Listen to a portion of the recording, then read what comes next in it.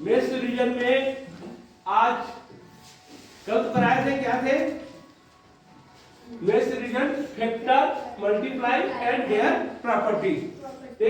इसका अलग अलग जानते हैं। फैक्टर का मतलब होता है गुणनखंड, मल्टीपल का मतलब होता है गुणज, और देयर प्रॉपर्टीज का मतलब होता है उसके गुण। उसके क्या क्या नियम है उसी को गुण बोलते हैं। समझ में आया कि नहीं है? तो पहला प्रश्न में सीधे जाते हैं। 465 के अभाज्य गुणनखंड कितने हैं? तो क्या करेंगे, इसका अभाज्य गुणनखंड करेंगे तो अपने को पता चलेगा, ठीक है ना। तो अब देख ले अभाज्य गुणनखंड करने का तरीका क्या है। ये किससे जाएगा? पहले 3 से। तो आप लोग बता रहे हो तो आपको भी करने आना चाहिए, सिर्फ देखने से नहीं आएगा। किससे भाग जाएगा? पहले 2 से देखेंगे। अभाज्य गुणनखंड में किससे देखेंगे? पहले 2 से। 2 का क्या नियम है? प्रॉपर्टीज में वही नियम। हाँ, क्या नियम है उसका? पीछे सम संख्या होना चाहिए, और ये नहीं है तो 2 से नहीं जाएगा, खत्म बात। 2 के बाद 3 में जाएंगे तो 3 के नियम को जानेंगे। 3 का नियम क्या है? जोड़ना। जोड़ने से उसको भाग जाना चाहिए 3 से। तो देखेंगे 15 तो जा रहा है, मतलब 3 से जाएगा। ये आप जल्दी से जान लेते पहले से। तो 3 से जाएगा तो कर भी देते हैं।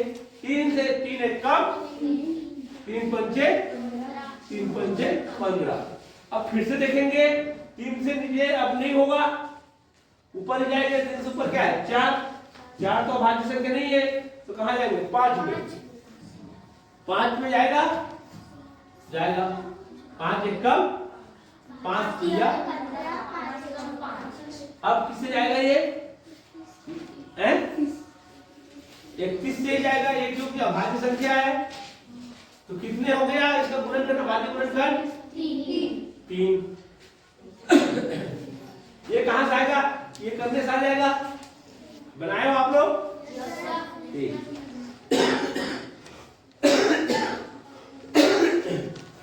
अब देखेंगे 4000 के अभाज्य गुणनखंड निम्न में से है, इसी में से आएगा। तो क्या करना है अपने को? अभाज्य गुणनखंड करना है। तो करके देख लेते हैं। 4000 ये ना सरल है कि नहीं है? अब देखेंगे ये किससे जाएगा? 2 से, क्योंकि 0 है। 2 से जाएगा। फिर ये 2 से कब तक जाता रहेगा? जब तक सम संख्या या शून्य रहेगा तब। याद रखना 2 पंचे।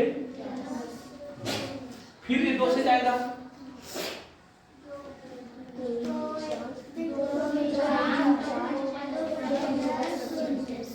फिर 2 से जाएगा।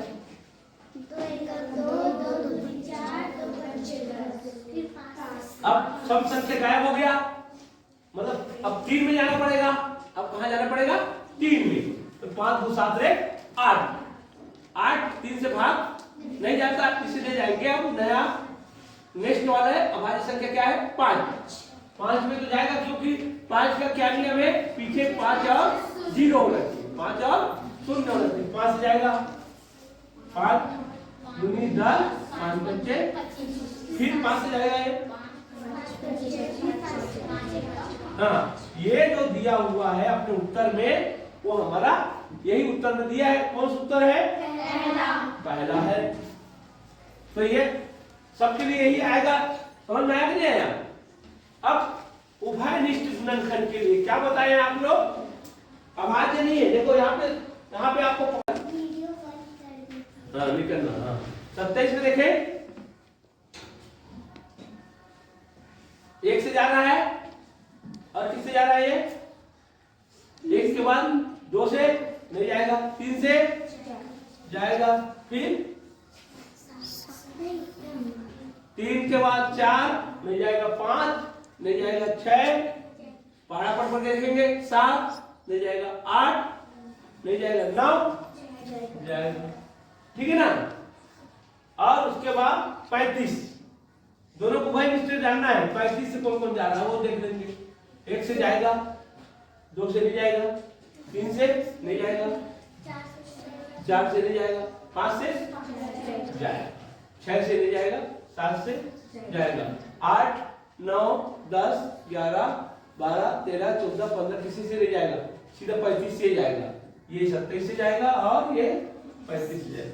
अब इसको क्या करना है, आपको क्या निकालना है, उभय निष्ठ। उभय निष्ठ दोनों में है, उसको निकालना है।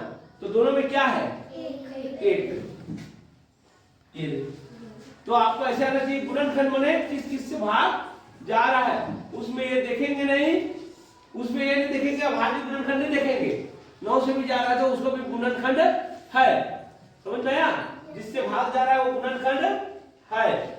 ये अब आते हैं चौथा, वह छोटी से छोटी संख्या लिखिए जिसके गुणनखंड 5 और 6 है, 5 और 6 दोनों होना चाहिए। तो पहले देखेंगे 30 का है, 5 और 6 है, 30 का 5 और 6 है, 60 का है 5 और 6 है कि नहीं है, 5 और 6 है, 60 का भी है, 18 का है नहीं है, इसका नहीं लिखेंगे। अब इसका 5 और 6 है, 6 बस है। तो ये दोनों उत्तर में से किसको लिखना है आपको, छोटी। तो छोटी कौन सा आएगा, 30 माने पहला, समझ में आया। इस तरह उत्तर छांटना है आपको।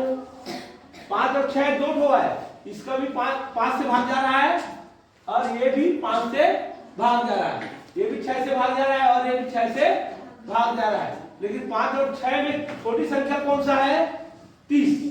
तो ये जानना है आपको, ठीक है। आगे देखेंगे 91 का गुणनखंड है, गुणनखंड बस पूछा है, अब आज नहीं पूछा है, गुणनखंड बस पूछा है। तो कौन सा आएगा बताओ, तीसरा आएगा। कौन सा आएगा, तीसरा। देखो ये भी है गुणनखंड, लेकिन इसमें क्या छोड़ दिया बताओ, 91 छोड़ दिया ना, और 3 नहीं है, 3 नहीं है। इसमें देखें 1 13 7 क्या छोड़ा है इसमें, 91 छोड़ा है। इसमें 1 7 13 91 एक कंप्लीट है।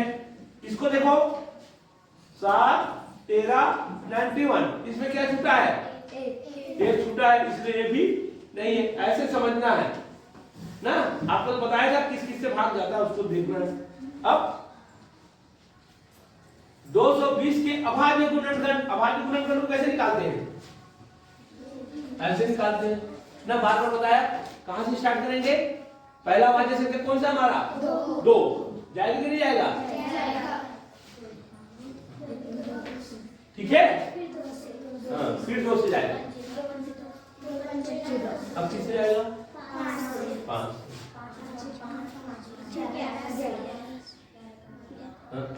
ग्यारह कम 11। अब यही इसी को बोलते हैं अभाज्य गुणनखंड। तो कितने हैं, 4। कितने कितने पूछा इसमें, तो कौन सा उत्तर आया, दूसरा।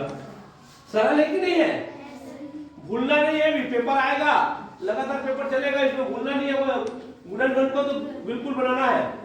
अब इसमें 420 के गुणनखंड नहीं है, 420 गुणनखंड नहीं है, मतलब क्या है, 420 उससे भाग नहीं जाता, ये जानना है। तो देख लेंगे 6 से भाग जाएगा कि नहीं जाएगा, जाएगा। 7 से, 8 से देखो, 8 से नहीं जा रहा है, तो 8 से नहीं जा रहा है, तो 8 इसका वही पूछा है ना, गुणनखंड नहीं है, ठीक। वह छोटी से छोटी संख्या जिनके गुणनखंड ये है, सभी है गुणनखंड। तो बताओ कौन सा आएगा, कौन सा आएगा, दूसरा। छोटी संख्या पूछा ना, तीसरा। कोई दूसरा बोल रहा है, तीसरा बोल रहा है। आपको क्या करना है, इसका लसा निकालना, इसका एक ही बार लसा, जो वह संख्या होता है जो सभी से भाग जाता है, तो इसका लसा क्या हो जाएगा बताओ तो, 10 को पढ़ा पढ़ेंगे। 60 पे देखिए सभी आ रहा है, 60 से भी भाग जा रहा है, नहीं आ रहा है, और छोटी संख्या भी है, ये ठीक है ना। और लसा निकालने का तरीका ऐसे भी है, देखो 2 3 4 5 और 10, किससे जा रहा है, पहले 2 से। लसा में पूरे से भाग देते हैं, दो एक का तीन बता दिया, दो दूनी 5 2 पंचे दो पंचे। अब किससे जाएगा फिर दो से, दो एक कम। देखो लसार बता दिया, कम होता ना इसको आज ही बता दे। तीन का तीन, दो एक का पांच, पांच अब किससे जाएगा 3 तीन से, तीन एक कम, एक उतार लिया, पांच उतार लिया, पांच अब किससे जाएगा पांच, एक उतार ले, एक उतार ले, पांच एक कम, पांच एक कम। ये हो गया। अब देखो इसको गुना करना है, यही इसका लसा आएगा और इससे पूरा संख्या भाग जाएगा, इससे भी भाग जाएगा, इससे भी जाएगा, इससे भी जाएगा, इससे भी। ये जो संख्या है वो दो दूनी चार, चार दिया 12, 12 पंचे 7, 12 पंचे 7, तो 7 इसका आ गया है। ठीक है ना। और ऐसे भी छोटी से छोटी बोलने से कोई दिमाग लगाया, गली लोग ने छोटी से छोटी बोला, छोटी भी लिख देता हूँ तब भी उसका राइट हो जाएगा। नहीं, कई बार ऐसे हो जाता है। ठीक है ना। ऐसे दिमाग को लगाया, गली दिमाग नहीं लगाया।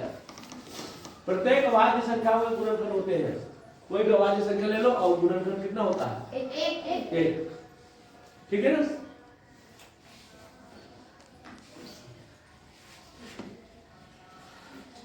अब देखें निम्न में से कौन सी 216 का गुणनखंड नहीं है 8। मतलब भाग देके देखना उसको, समझ में आया। इसको भाग इससे भाग दे तो चला जाएगा, चला जाता है।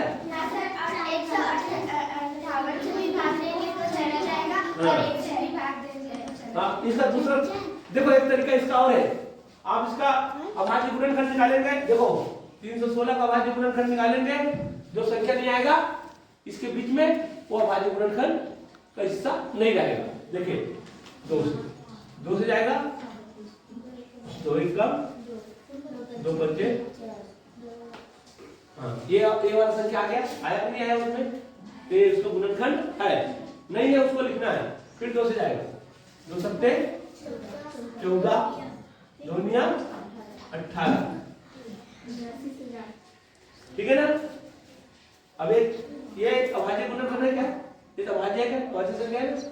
अब किससे भाग जाएगा, ये किससे भाग जाता है बताओ।